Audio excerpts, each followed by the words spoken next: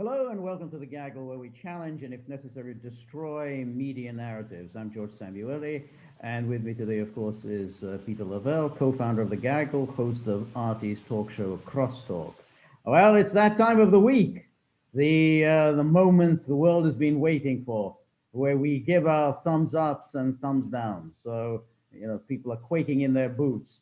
I'll go first with a thumbs up. Um, the uh, the committee for the Senate Committee on Homeland Security has released some interesting text messages from Peter Strzok.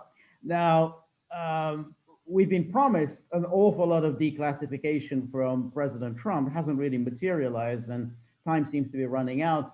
And these text messages are quite interesting, and they're very revealing in that they undercut a central thesis of the Mueller report, as well as the Horowitz Inspector General report. Because if you remember, they both subscribe to the theory that the Crossfire hurricane, the big counterintelligence investigation of the Trump campaign, was launched as a result of a drunken bar conversation in London between George Papadopoulos and Australian diplomat Alexander Downer. This happens in May.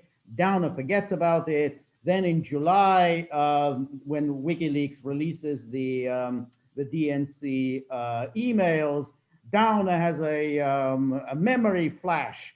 Light bulb goes above his head and said, "Hey, this may be what Papadopoulos was talking to me about at that meeting in the bar." Gets on the phone or whatever to the United States government, and that helps launch the whole Crossfire hurricane. But what happens is what's disclosed in these text messages is that 3 days before this supposed launch of this Crossfire hurricane, Strzok is talking about several open-ended counterintelligence investigations of the Trump campaign. So that story, which never really made very much sense, I mean, we talked about this before, it never made much sense that Downer, oh yeah, that must be what Papadopoulos was talking about. Let me get on the blower to the US government and tell them what I know. It never made much sense. It's a little. How much did Downer have to drink? I mean, did he have a clear memory? Exactly, and it's understandable that Mueller should have wanted to go down this path. It's less understandable why the Inspector General bought into this obviously phony story and fooled the public with this nonsense. So I think that's a thumbs up for the week. At least we've now learned a key piece of the jigsaw on the Russiagate. Yeah, well, I guess that's the consolation prize here is that we might find out actually what happened, not that anyone's going to be held accountable for what happened. Okay. I mean, the quote unquote, the Pearl Harbor attack on cyber infrastructure, it all goes back to the shenanigans at the Justice Department, and these people get off scot-free, got good gigs on TV, the appointments to universities. Everybody won except for the system. They compromised and totally damaged. It's an irrevocable process, because then we have the election results on top of it. So, these people just they don't understand. They don't take into account the consequences of what they do.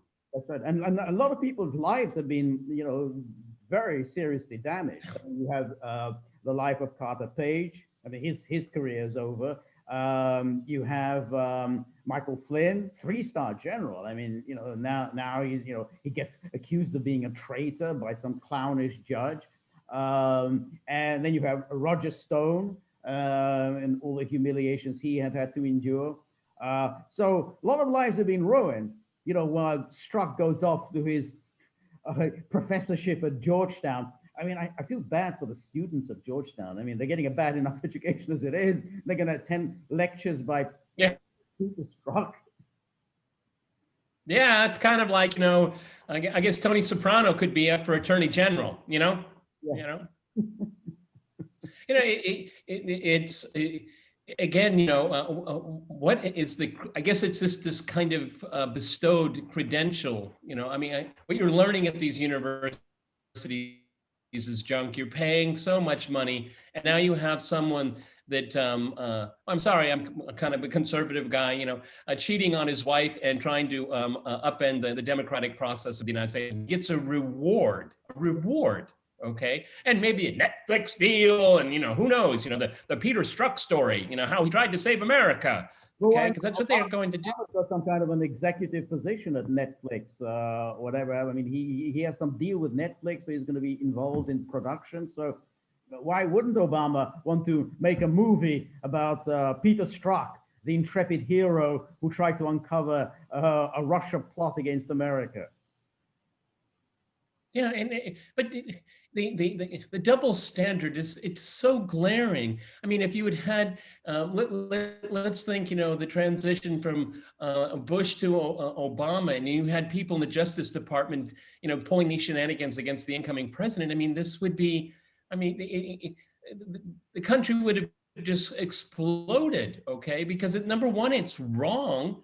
People voted for Obama. I didn't like him as president, okay? But he went across the line. So what do? You respect the traditions and our laws here. And these people, they have no respect. What they do is they interpret everything. It's a free, open interpretation of what is important here. You and I are going to come and go, but the laws will have to only be changed by the people. And if you can't these individuals cannot just go out on their own and do these kind of things. And because no one's being held accountable for it, it will happen again. And that's how you end up a banana republic. So, it's good to know the truth. Okay. It's good to know the truth. All right. Let me give you I have a thumbs up. Josh Hawley and Bernie Sanders, two senators that have courage.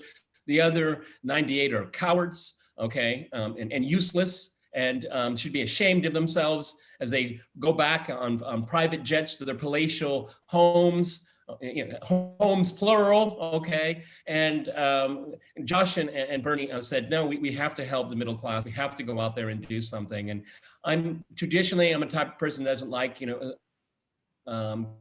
sending out cash to individuals. I like the tax system and things like that, but this is an extraordinary time, and people are at loose ends, tens of millions of people. So thank God for Josh and Bernie, bipartisan, and which is something very rare, except for when they want to fight a war. That's bipartisan always, okay? And it's so amazing how the defense, the future defense bills, streaming through without any, amendments, any conversation. It's hardly ever mentioned in the media. Such a huge chunk of money every single year. It's very rarely talked about. And then they're nickeling, diming. It should be 500 or 600. And if it's for a family, or you throw in the kids. I mean, wow. I mean, just put the proportion there. It's mind-boggling. Then when Pentagon says we need more money because of Corona. Oh, sure. How much do you need? Okay. There's not even debate. No, they're debating saving the middle class and tens of thousands of businesses. Oh my God. What is in their minds? But that happens all the time, because if you remember, that happened after the bailouts of the 2008 financial crisis. At Wall Street, hey, here's a check. Couple of trillion, will that do? Or would you like another trillion? Yeah, we'll take another trillion, thanks. People getting thrown out of their homes, hey, there's no money. The coffers are empty. There's nothing in it for you. Always, the moment it's ordinary people need a bailout, suddenly, hey, there's no money. Budget deficit. Money's very tight. Anything for Wall Street, anything for the giant corporations. Massive tax cuts. There's always money for that. It's amazing. Oh yeah, and I'm sure the small middle class family in Iowa, when they get their $600 or $650, they're going to go buy back some stocks. George, what do you bet that's what they're going to do with their money? Okay, yeah. I mean, it's disgusting. The concierge service that the wealthy that have rigged this game because they have all their politicians in their pocket and they just rigged this game for themselves. And during this entire process, they've made tons of more money. They're drinking wine in the shower and having brunch again. Everything is hunky dory. We're good to go. All right. It's just unconscionable that this is happening.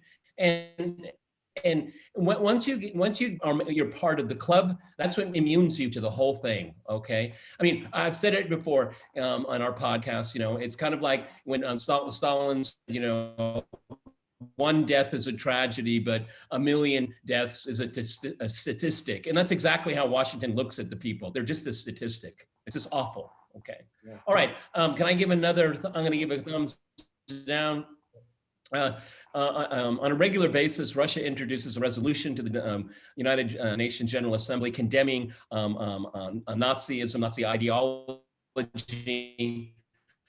Lo and behold, there was only 2 countries that voted against it, the United States and Ukraine. And interestingly, Germany abstained. I don't know the reasoning behind the abstention, but maybe you can fill me in. But I mean, obviously, the United States is giving cover to their Nazi friends in Kiev. It's a very interesting thing. Exactly. So United States votes against, as does Ukraine. Not only does Germany abstain and Austria abstain, every European country outside of Russia abstain. Now, you can say, all right, if it was to say the UK and France, all right, it's abstention. It's pretty nauseating. But Germany cannot just get away with it. Germany can't just simply say, hey, well, we just abstained. We just did this thing. Because when it's Nazism, you bloody well better show up and vote for such a resolution. Germany cannot simply turn its back and say, well, we don't have a position on this issue. It's the same thing with the boycott of the 75th anniversary of the of victory in World War II, boycotted by the Western powers, and Germany doesn't show up. Now, all right, United States doesn't show up, UK doesn't show up, France doesn't show up. Germany has bloody well better show up because, if people in the Soviet Union remember what Germany did. And Germany was basically allowed to get away with it. I mean, after all, Germany never really paid any compensation. I mean, when you think of we talked about the Wirtschaftswunder and all the wonderful things that happened to the German economy. Well, it helps if you don't actually have to pay any compensation for all the massive damage that you did. Well, they did pay. I think not to the Soviet Union. I think they still pay compensation. Not to the Soviet Union. That's right. They pay compensation to Israel, but they don't pay it to the Soviet Union. The Soviet Union that they just devastated. I mean, when you think of just the years and years it took for the Soviet Union to get back to where it was before the invasion. I mean, all right, you put a line under World War II, but the minimum that you would require from Germany is that it damn well just better show up and make its voice clear. Absolutely, we will never support anything at all that revives or champions Nazism. I heard a story once, I'm not sure if it's true, but it's interesting nonetheless, is that apparently Helmut Kohl, I think, and Yeltsin, they had a conversation. The Germans wanted to be able to set up and curate cemeteries for German soldiers that died during the war. And apparently Yeltsin retorted by saying, sure, as long as you build cemeteries for all 27 million that died in the war.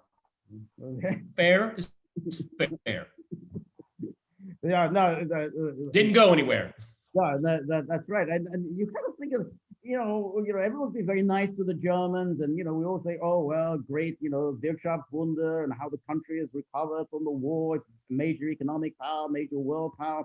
Yeah, but how about compensation for all the damage that you did and all the suffering that you inflicted? I mean, you kind of were allowed to walk away with it as long as you did the whole sackcloth and ashes. We're very, very sorry.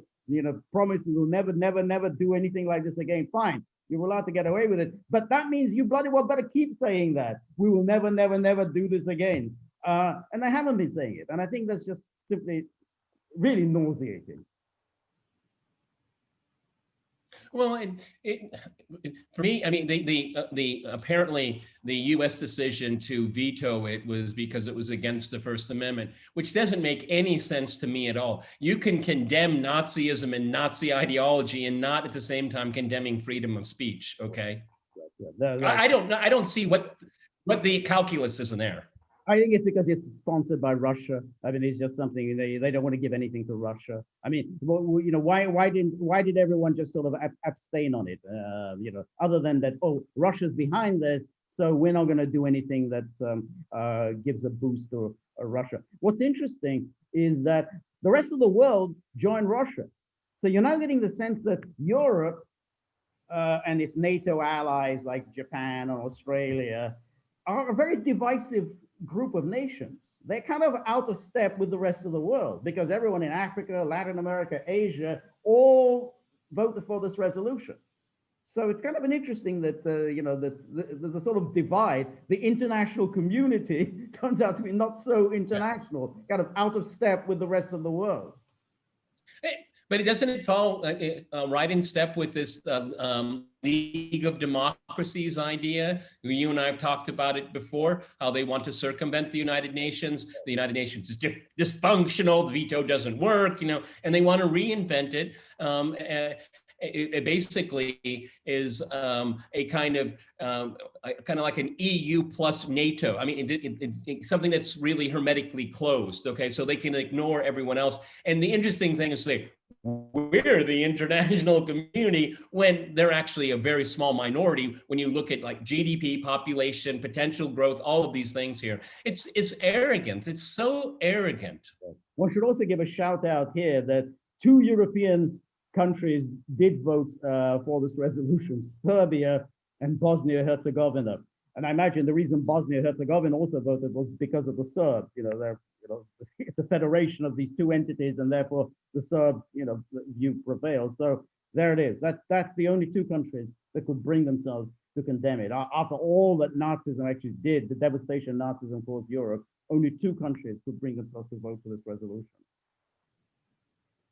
It's you know, as you and I know this period of history extremely well, and it really, really bothers me. It pains me how people will throw the term fascism and Nazism around so casually. And I am so very, very careful when I use this kind of terminology because you have to, you should.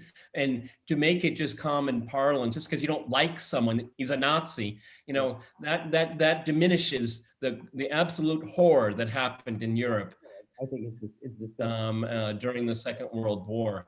And it gives cover. It gives cover for people that really are.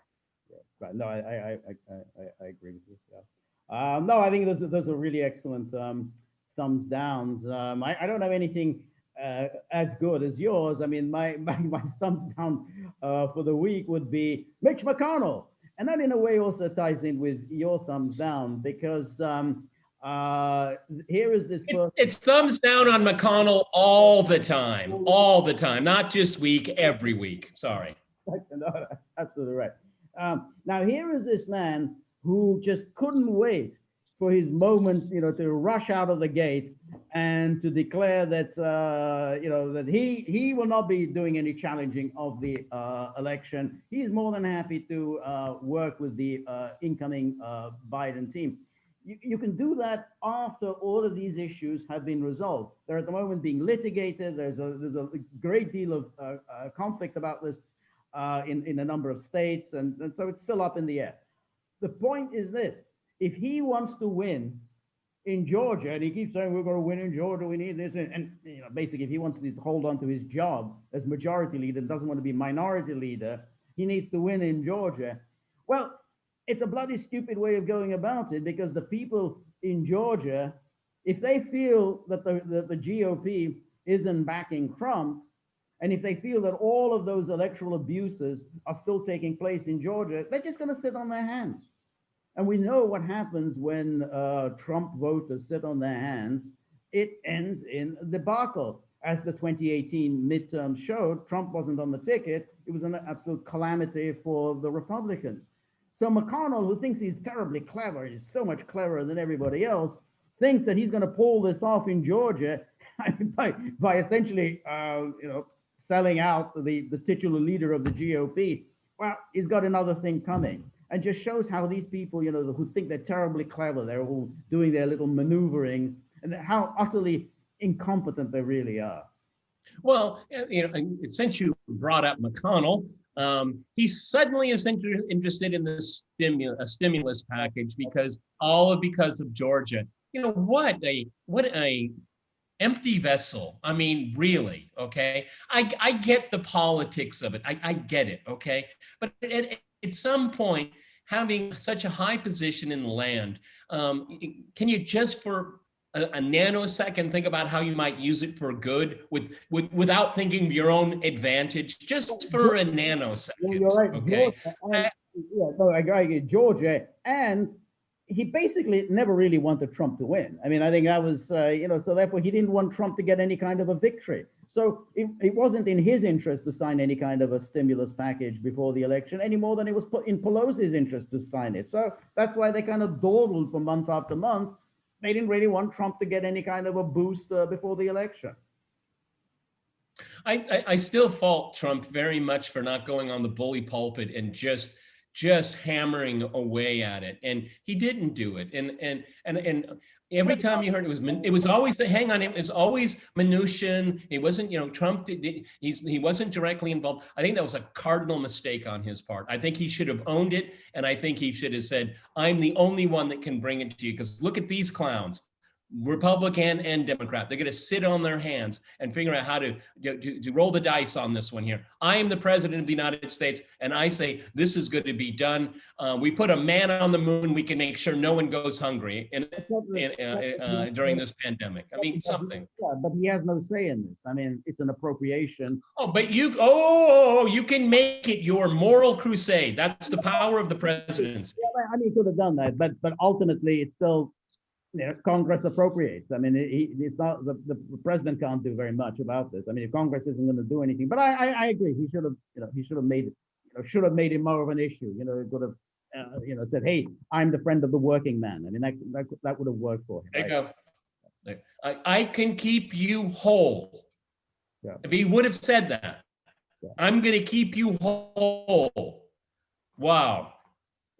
That would have made up for the empathy deficit that he had at the beginning of the COVID, in my opinion. Yeah. No. Okay. Go ahead. Thumbs down on the media. And the media is always thumbs down every week here.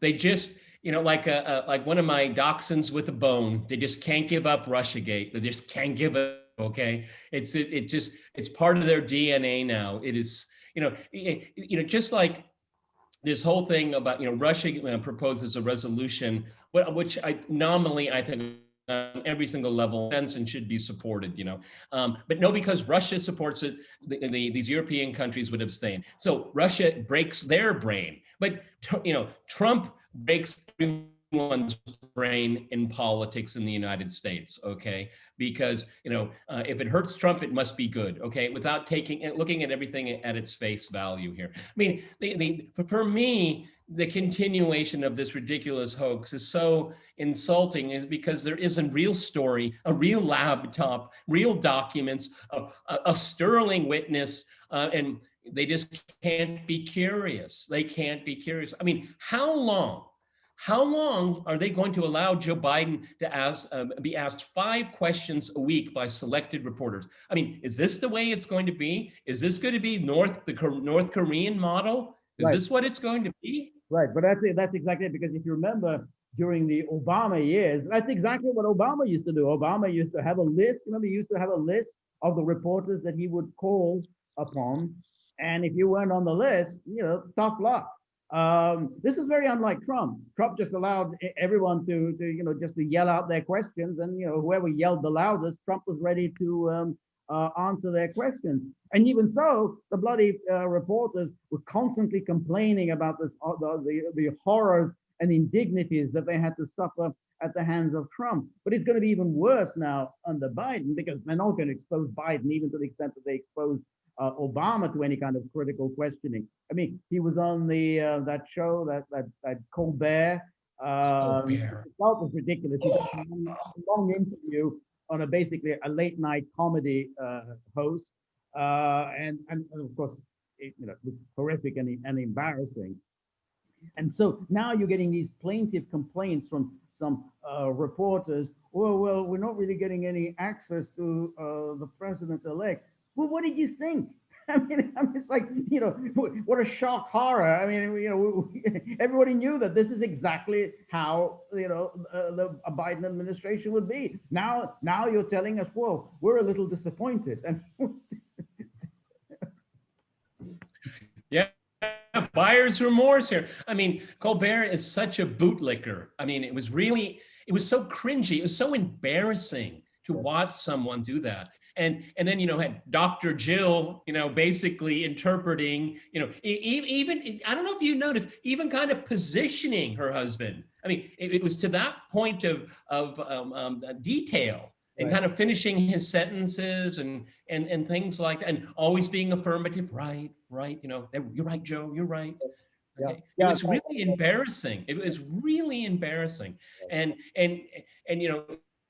now, once they take the lid off, you get to see what you got, and oh my goodness here. And then the kind of on the sideshow here is AOC is kicking up dust against Nancy, which is all good fun to watch. Okay, but normally, George, at this time, a president-elect, I'm willing to say that because the electors met. I'm fine with that.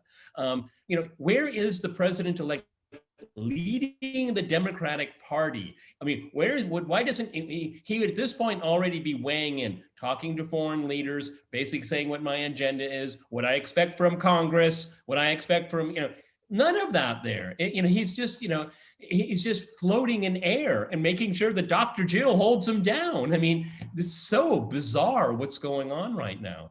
I don't know. There was a story that there was a short interruption of intelligence briefing to Biden, and some people saying, I think that was a fake story. Yeah, that was a fake news. Okay, that's why I said I'm not confirming it here. But the interesting thing is, as we're talking about the Colbert thing, is that it was really interesting how old Joe wanted to have it both ways. Being very protective of his son on the one hand, but I'm not worried about whatever is going to happen. He's playing it both at the same time, and it's really quite interesting. But he's making a mistake by playing that strategy, because any normal person would say, well, you can't really judge. You're too close to the situation. So you're going to have to make sure someone looks at this with sober eyes and just be reasonable without any kind of emotional attachment. By answering the question he did about his son Hunter, he is compromising anything that he might be able to be in charge of when it comes to investigations about his family. So it's not too smart. Usually, again, these kind of mediocre minds that surround him, or maybe he just forgot and he said something wrong. I mean, that's always a possibility. Well, I mean, a lot depends on really whether a special counsel will be appointed now, because once Biden takes over, there will be no special counsel appointed, and the media will allow this to continue. And I think George, discussed before. No. You can sit on investigation. I agree with you, George. But the problem is, the contents of that laptop will eventually be exposed. It's only a matter of time. It's only a matter of time. Okay, they will be exposed, and who will do the exposing? Well, Fox News, New York Post, Rudy Giuliani, Steve Bannon, the usual cast of suspects. Yeah, no question, they will run with it. But ultimately, you can just sit it out by saying, well, it's all in the hands of the DOJ. And if you've got a loyal political ally at the DOJ, whether it's Sally Yates or some creature like that, you could just sit on it and say, well, we're still investigating. Look at Durham. I mean, Durham's been sitting on it. He's still okay. Well, that's one strategy, but I'm not sure it's the best strategy. I mean, it'll show the absolute duplicity of the Biden administration. I mean, George, I mean, it's one thing to say, a young drunken kid said to a diplomat, and then, oh, I suddenly remembered. That's one thing, okay? Another thing is looking at all the receipts, And like, where did all the money go? Okay. How did you spend it? Okay. I mean, that's a totally different universe. That's a totally different, that's irrefutable. I mean, you can say, okay, you just at the very least have to explain what this means. Okay. What Russiagate was just imagination. Why would you need to do that? Why don't you just simply ignore the story and you just say it's in the hands of the DOJ, and the DOJ will in due course do whatever the DOJ feels it needs to do. Look, it's such a political weapon, George. I can't see how people won't be tempted. I mean, I am absolutely convinced there are multiple copies of that laptop now. Okay, gotta be. The point is this: I mean, if the media, mainstream media, ignore it, then they ignore it. I mean, that's the way it works. I mean, Fox News will run with it, no question. Rudy Giuliani will be doing his podcast. Steve Bannon will be doing his podcast. New York Post will be reporting on it, but it's in that world. That's in that sphere. It won't actually reach the mainstream media. I mean, how much coverage the mainstream media given to the Hunter Biden story so far? None. I mean, basically, Well, okay. Well, George, on this one, we'll just have to wait and see. Okay. You and I have two very different positions. We're both convinced we're right. I just think you can't sit on forensic evidence forever. Okay. Because it just shocks the conscience. I mean, it will spill into the policy area. If there's the kind of dealing that the Biden family had with China that we believe is there, okay, and maybe it's much, much more. When he's making China policy, it's going to get to a point where say, is he compromised to make China policy right now? Who's going to say this? I think that a lot of people are saying this right now. I think, George, this will create interest. This will create interest. I mean, this is newsworthy. People will be interested in it because a lot of people think the election was stolen, okay? I think people will be interested in it. Well, I mean, no question. Those who are already ill-disposed towards Biden will unquestionably be following this and will be transmitting all sorts of information to one another.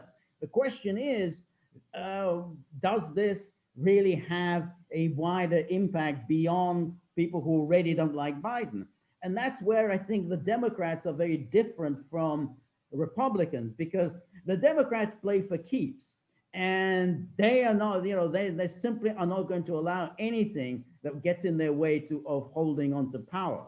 And if they think that this story stands if they're holding on to power, then they will do so. And yeah, but this story, this story is perfect for them to keep power forever. Thank you, President Harris. Okay, I have said this to you before.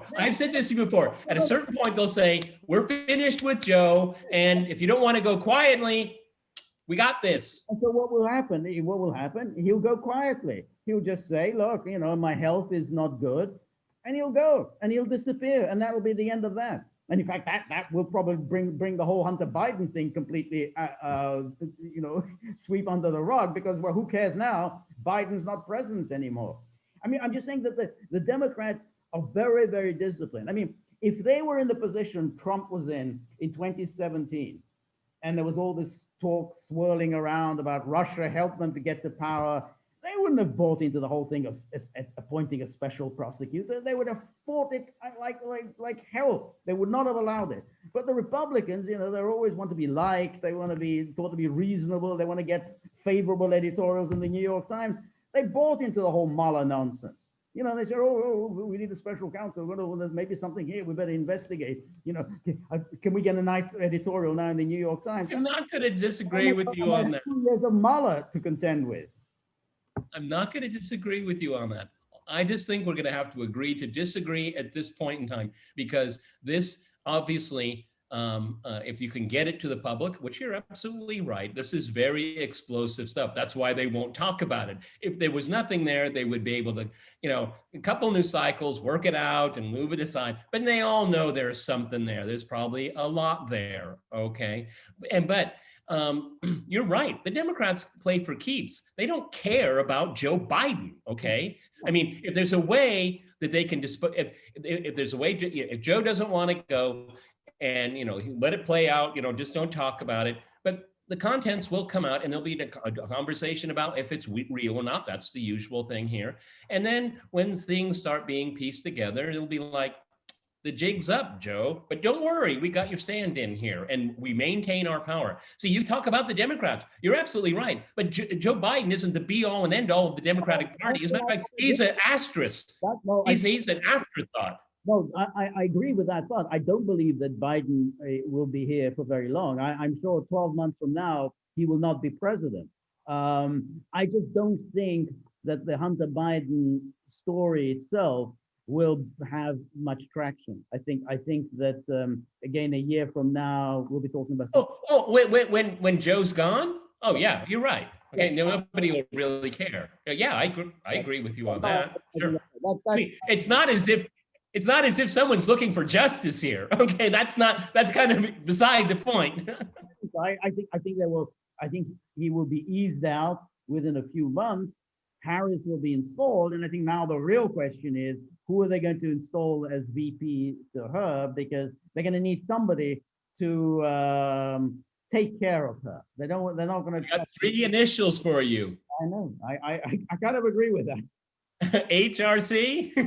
Absolutely. I go along with that.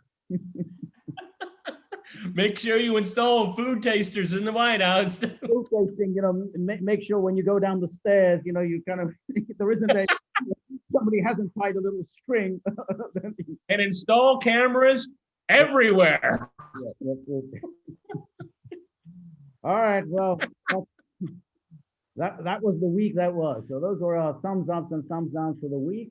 Thank you very much for watching. Next week, we're going to be doing the same thing. And remember, if you like the gaggle, please like, share, and subscribe. Thank you. See you soon. Bye.